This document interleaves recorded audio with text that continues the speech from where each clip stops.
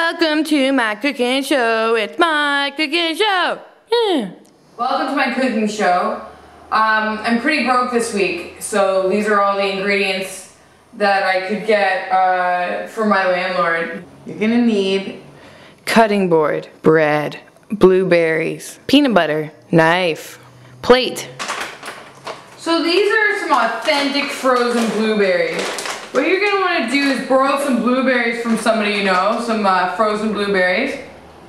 And you just don't want to get scared when you're cooking. You're going to want to really experiment. So now I'm just going to put them away, and then we're going to start on the main course, the sandwich.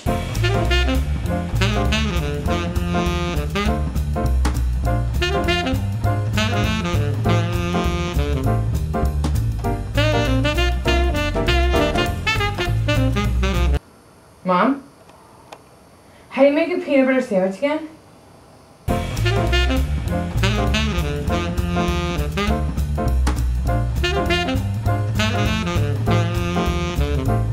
Bye. How long have you been standing there?